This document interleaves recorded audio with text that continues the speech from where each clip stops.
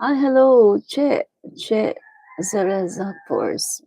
Hello, good morning. Morning.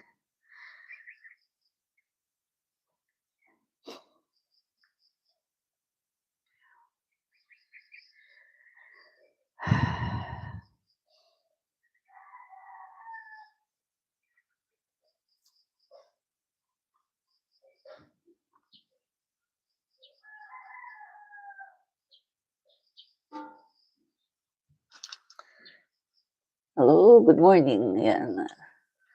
So, nag-share lang tayo no, ng video. Yan. Dali walang kasawa-sawa yung mga DDS sa pag-fake news. Grabe. Yan. Dali isa na lang, share natin. Isang share na lang. Okay.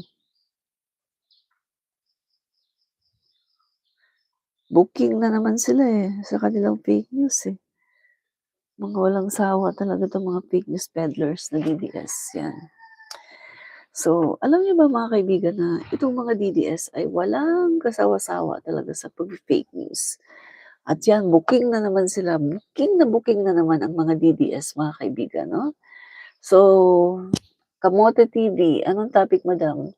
Ito-topic po natin ngayon yung malaking pagkapahiya at pagkabuko ng mga DDS doon sa altered, no? Altered po na police report. Papakita ko po sa inyo yung tunay na police report at saka yung kanilang altered na police report.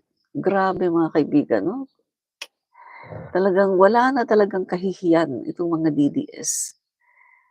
Mga ano ba guys mga ano pa sila matatag na mga journalists. Grabe, no? Mga fake news peddler talaga. Sobra. Okay. So, mga kaibigan, no? Nandito po yung tunay na mga police report. Okay. Ito po yung mga tunay, mga kaibigan, na mga police report. Yan. Galing mismo sa Beverly Hills PD, no? So, ito pong si Bobby Tiglao bet everything on a fake report and now he's left holding the bag of his own basura. Yan. So, what a shame. So, mga kaibigan, ito po mismo ang validation of authenticity of police report. Yan. Dear Sir, Madam, I would like to request a verification of authenticity regarding this police report that a certain party has been claiming and circulating online that it came from your office.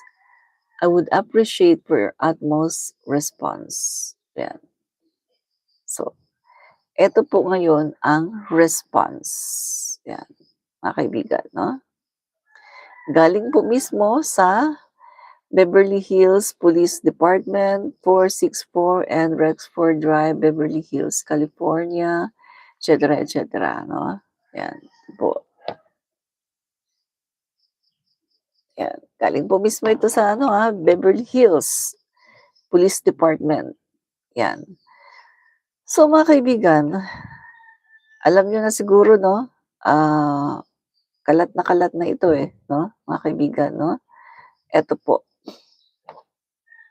Ito, net 25 pa to Net 25. Alam niyo naman siguro ang net 25, di ba? Oh, yung mga anchor dyan, DDS. Oh, yan Hindi siya kita. Hindi siya kita, no? Sandali. Try natin i-green screen. Try natin gamitin yung green screen para mag-appear siya dito. Ito.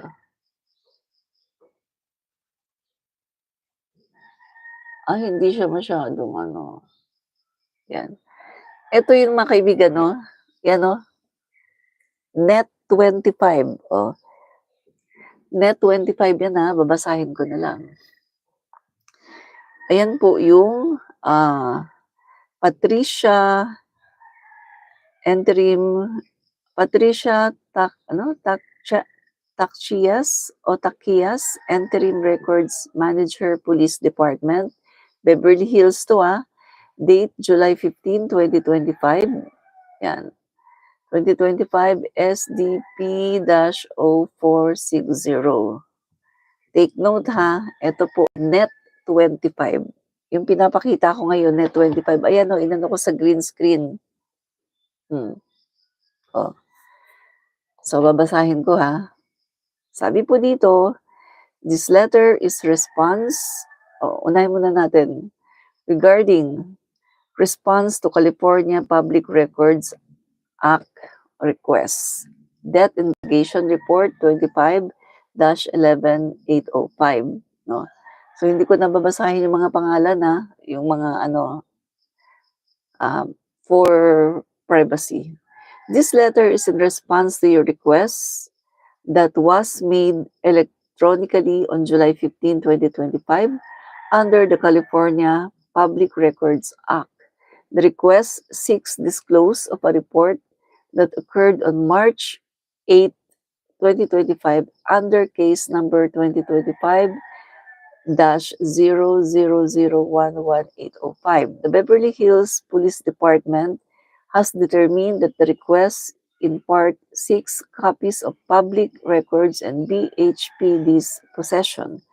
Under the Act, BHPD is not required to disclose any records of complaints to or investigations conducted by or records of intelligence informations or security procedures of the Office of the Attorney General in the Department of Justice, the Office of the Emergency Services, and any state or local police agency, or any investigatory or security files compiled by any other state or local agency for correctional, law enforcement, or licensing purposes.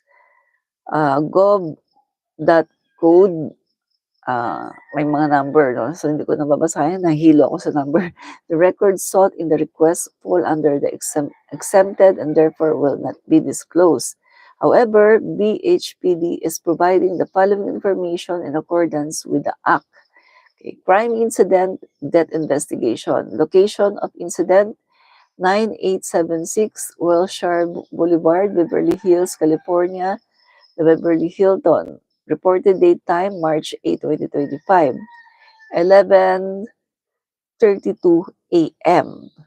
Date, time of incident, March 8, 2025, 11:32 a.m. Take note namatay daw, March 8. Yung insidente nangyari ang pagkamatay, March 8, 2025, 11:32 a.m. Take note 11:32 a.m. And then victim, Juan Paulo Tantoco, 44. Tuloy natin. Okay. Summary of incident. On Sunday, March 8, 2025, approximately 11:30 hours, officers were dispatched to the Beverly Hilton Hotel regarding a person not breathing. Officers entered room and observed hotel security performing chest compression on an unconscious male subject. Officer took over with life-saving measures and subject was pronounced deceased 12:05 hours by paramedic. If you should have any question, please feel free to contact me. Sincerely, Diana Kersey, number A26 record supervisor, blah, blah, blah, blah, blah. Okay, City of Beverly Hills, blah, blah, blah, blah. Net25. Take note, Net25 ito, Ito po. Net 25. Hindi nyo kita. O, ipakita ko yung pangalawang page, ha? The second page. Ito yung second page. O, hindi siya kita eh. Inano ko siya green screen eh. Hindi kita lahat, no? So, isa lang ibig sabihin dito, mga kaibigan. Isiningit po nila yung part na kung saan, ng mga DDS ha, na gumawa nito. Isiningit nila doon yung part kung saan nilagay nila yung pangalan ni F. Elisa at ni Alexa Miro. Basahin natin yung altered. Ito po yung altered, yung fake. Isiningit po nila. Grabe mga DDS, mga utak demonyo. Utak demonyo talaga ang mga DDS. Makapanirang puri lang talaga kay F. Elisa para sirain si PBBM at panindigan yung kanilang mga cocaine issue na yan, no? Okay. Ito po yung altered. Yan. Kita nyo? Hindi kita eh, no? Tanggalin muna natin tong green screen dito. Para makita natin yung ano. Para makita nyo yung... ito, yan. So, yan. Nakikita nyo, guys. Nakita nyo. Alis muna ako, ha. O, nakita nyo yan. Nakita nyo yung merong itong part na yan na merong mga merong guhit. Basahin natin, ha. Babasahin ko. Yan. Yung part na yan, mga kaibigan, yan yung kanilang altered. Nilagyan po nila ng yung gawa-gawa po nila yan, no? Yan. Altered po yan. Okay. Basahin po natin yung yung altered, ha. Okay. Tingnan natin. Okay. Diyan po yung nilagay yung tungkol po sa andyan daw yung pangalan ni F. Elisa, which is yan po ang altered. Yan.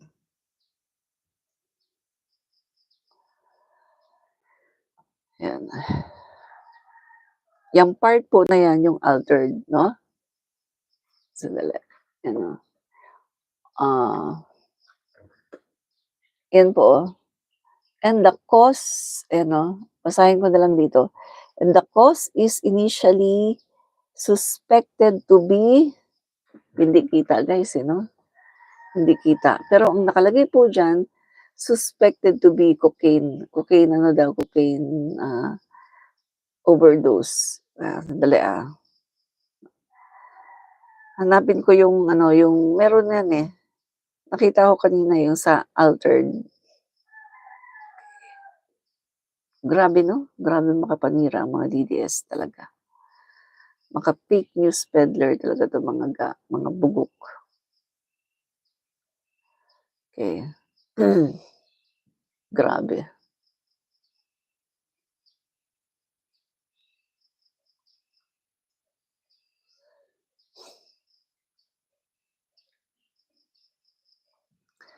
Sandali Nakita ko kanina yun eh, yung altered eh. Maraming nagpo-post yung pino-post lang nila yung yung original. Ito nakita ko. Nasa post ni TPL3. Yan. Ito po ngayon yung altered. Ang nakalagay po sa altered, officers entered room, observe hotel security performing chest compression on an unconscious male subject. Officer took over with life-saving measures, and subject was pronounced deceased in 12:05 hours by paramedic. And the cause is initially suspected to be drug overdose. So yan po yan po. Isiningit na lang nila isiningit na lang po nila yan. And the cause is initially suspected to be drug overdose. White powder suspected to be cocaine was seen scattered on tables and the floor. Companions of the victims were summoned to BHPD for questioning, which were Dina Arroyo Tantoco, Lisa Araneta Marcos, and Alexa Miro. Tingnan mo yung fake news. Tingnan mo yung ka-fake news nila, mga kaibigan. No? Grabe, no? Grabe mga kaibigan 'no? So, eto po mga kaibigan ay mismong screenshot 'no, screenshot ito kay Bobby Tiglao, doon po sa post ni Bobby Tiglao. Take note Bobby Tiglao, journalist 'yan, pero nagpakalat ng fake news. Oh, 'di ba? Hmm. Madam bakit hindi pinakita ni Claire 'yan nung press con siya? Kasi bago lang po ito ni-request. Bago lang ni-request ito. Dahil nga kailangan na talagang, i-request yung tunay. Kung ano ba talaga yung tunay na police report. Dahil talagang ano, grabe na yung pakalat ng mga fake news peddler na DDS. So ngayon may kalalagyan sila mga guys. Kasi mukhang mukhang, talagang ano na sila, sumobra na sila, Mukhang hindi na talaga palalampasin ng Marcos administration ang ginagawa nila. Kasi paulit-ulit na fake news guys, Hindi sila tumitigil hangga't hindi nila masisira ang Marcos administration. Bakit nila pilit na ginagawa ito? Dahil gusto nilang i-link at gusto nilang, i-justify yung sinasabi nila na gumagamit daw ng cocaine yung mag-asawa. Kaya eto ginagawa nila lahat ng paraan para masira ang mag-asawa. Pero ito kitang-kita mga kaibigan, police report mismo ng Beverly Hills pinakita ko nga sa inyo mga kaibigan, Net25, yung Net25 pa yun na report, mga kaibigan, from Net25. Hmm, 'yan, Ayan po yung tunay, oh. Oh, oh. Wala pong nakalagay diyan na sa police report na 'yan, walang nakalagay diyan na ini-involve si Elisa, wala. Dito po yung part diyan po na 'yan, diyan po nilagyan po nila ng mga wordings na kung saan isinasangkot si Elisa, 'di ba? At mga kaibigan, ipinakita nga po ni, Attorney Claire Castro 'di ba, sa kanyang press briefing nung May 8 mga kaibigan. May 8 ha.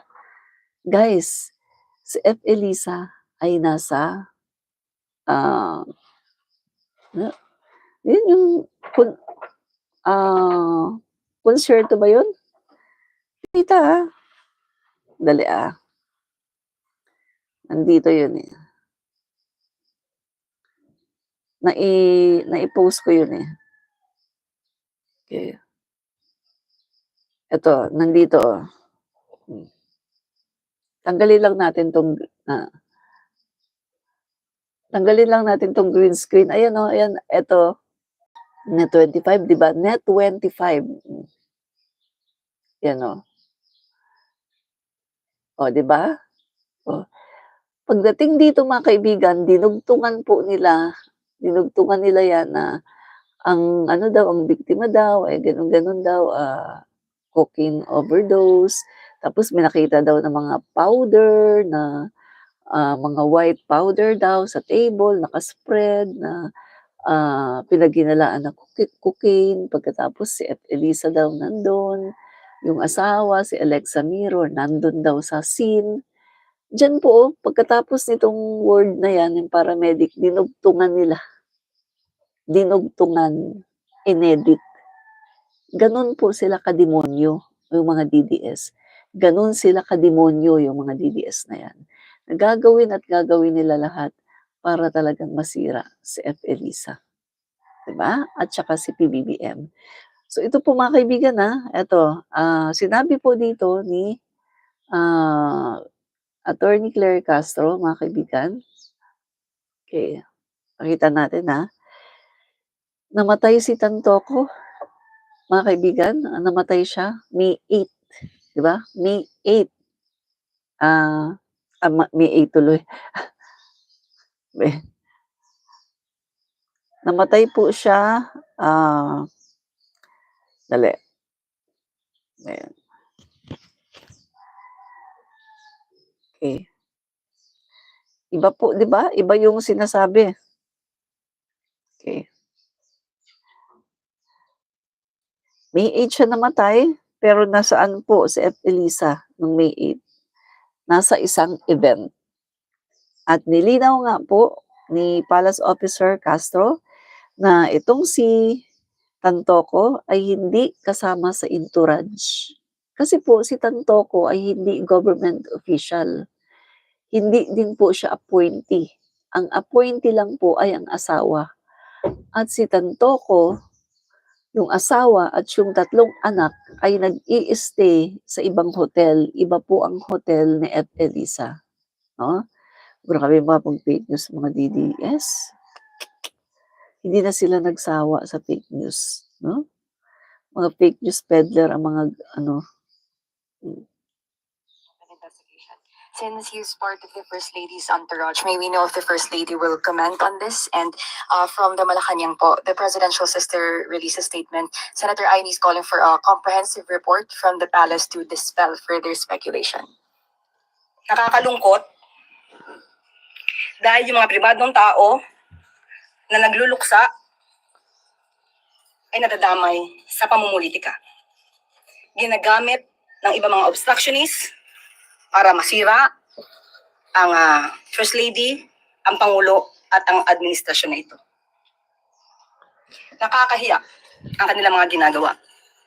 Unang-una, si Mr. Paul Tantoco ay hindi po kasama sa official entourage. Correct.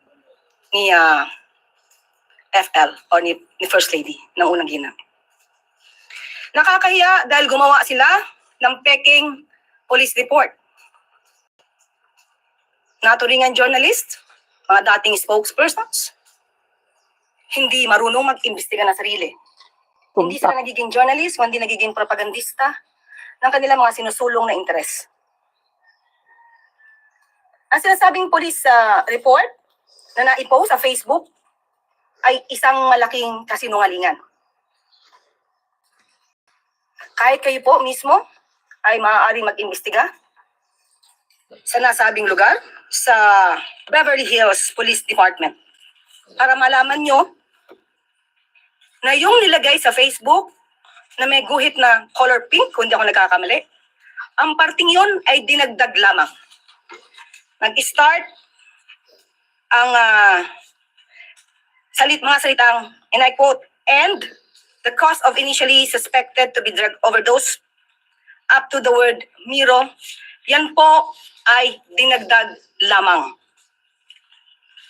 Ito ay mga gawain upang masira ang unang ginang, ang Pangulo at ang administrasyon na ito para sa pampersonal na interes.